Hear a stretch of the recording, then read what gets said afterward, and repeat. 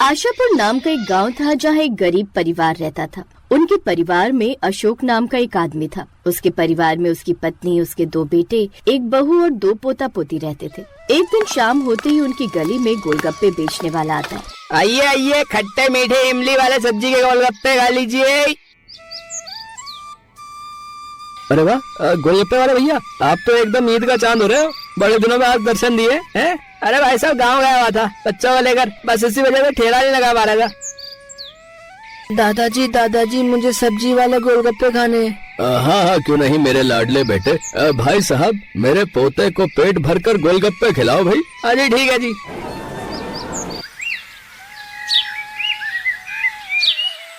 मेरा तो सब्जी वाले गोलगप्पे देखकर जी बड़ा ही ललचा रहा है। हाँ माँ जी, मन तो मेरा भी बड़ा ही कर रहा है सब्जी वाले खट्टे गोलगप्पे खाने का।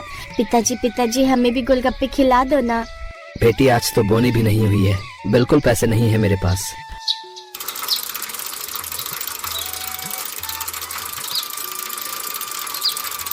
तरुण, अरे वो तरुण, बाहर आकर सब्जी की बोरी उतरवा। आया भैया। माँ, सब्जी की बोरी खोलकर सारी सब्जियों को हवा में फैला दो। गर्मी बहुत पड़ रही है, डर है कि खराब न हो जाए। गर्मी के कारण आज सुबह तड़के सब्जी बेचने गए थे, फिर भी आते हुए इतना समय हो गया। अरे कितनी बार कहा है तुझे, है साथ में अपने छोटे भाई को भी लेकर मंडी जाया कर, ताकि कल को इसकी भी आलू प्याज की ठेली लगवा दे। अब एक की कमाई से घर नहीं चलता है। खाने वाले 10 लोग और कमाने वाला एक आदमी है। आखिर कितना करोगे तुम? नहीं पिताजी, अभी तरुण छोटा है, मैं अभी इसको इस काम में नहीं डाल सकता हूँ। ये क्या, आज फिर तुमने प्याज की भुजिया बना दी? मेरी तो रोज रोज इसे खाने से भूखी मर गई है। सारे दिन धूप में धक्के खाकर सब्जी बेचो और एक टाइम ठीक से खाना भी नसीब नहीं होता है। राम तो बेकार में बहू पर गुस्सा कर रहा है। घर में जो रखा है वही तो बनाएगी बेचारी। तुम्हें तो बस हमेशा बहू का पक्ष लेना है। मेरी तो जुबान फीकी पड़ गई है इस प्याज की भुजिया को खा खा कर। अरे बहू, कभी तो रसेदार सब्जी भी बना सकती है। मेरा तो तीखा चटपटा खाने को मन तरस गया है। वाह जी वाह, जेब से खर्चा भी नहीं और मक्खन मलाई भी खाने को चाहिए। ये ठेले वाला ऐसा भी क्या बेच रहा है जहाँ लोगों ने मक्खी की तरह भीड़ लगा रखी है? आइए आइए, अरे भाई साहब, सब सब्जी वाले गोलगप्पे खाइए भैया। अरे 10 रुपए का एक, 20 रुपए के 3।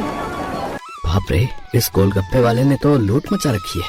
10 रुपए में एक सब्जी वाला गोलगप्पा बेच रहा है। ये तो लोगों का पागल बनाकर अच्छे नोट छाप रहा है। और बाकी आलू प्याज के ठेले पर भी अच्छी भीड़ है, बस मेरे ही ठेले पर कोई नहीं आ रहा है। ऐसे कुछ दिन तक चलता रहता है और कुछ टाइम बाद राम थोड़ी और पूंजी लगाकर हरी सब्जी के साथ आलू प्याज भी बेचने लगता है। लेकिन घमस गर्मी के चलते अब सब्जियां गलने लगती हैं, जिसे देखकर माला कहने लगती है, हे भगवान, इतनी गर्मी के कारण सारी सब्जियां गलने लगी हैं। अरे बहू, एक काम कर, इनमें से ठीक से आलू निकाल कर आलू की कचौरी बना ले और हरी सब्जियों में से ठीक से निकाल कर हरी चटनी बना लियो। ठीक है माँ जी।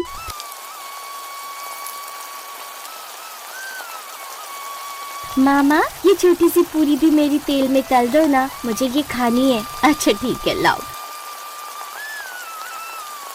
मामा, इस पूरी के अंदर ये पानी भरकर बिल्कुल गोलगप्पे की तरह लग रहा है ना?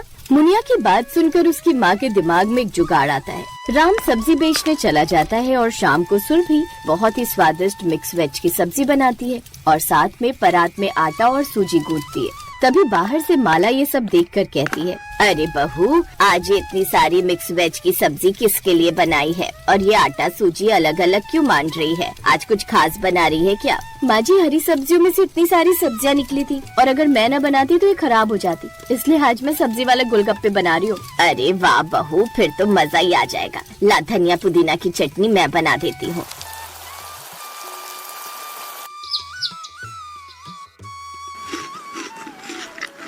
एकदम फर्स्ट क्लास का सब्जी वाला गोलगप्पा बनाया है तुमने बहू। हाँ, आखिरकार आज पहली बार गोलगप्पे का स्वाद चख लिया है।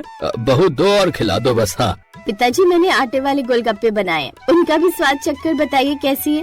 अरे हाँ हाँ, क्यों नहीं। एक एक करके सुरभि सबको गोलगप्पे के अंदर मिक्स वेज की सब्जी की फिलिंग भरकर खिलाती है और आखिरकार गरीब ससुराल वालों का सब्जी वाले गोलगप्पे खाने का ख्वाब पूरा हो जाता है। और कुछ दिन बाद सुरभि अपने घर के आगे ही सब्जी वाले गोलगप्पे का ठेला भी लगा लेती है और दूसरे गोलगप्पे वाले से कम दाम में बेचने लगती है। कुछ नया और अच्छा देखकर उसके ठेले पर ग्राहक आने लगते हैं, जिससे उसकी अब खूब अच्छी खासी आमदनी होने लगती है, जिससे बहू अपने गरीब परिवार के दिन अब धीरे धीरे सुधारने लगती है। अब वो सब लोग खुशी खुशी रहने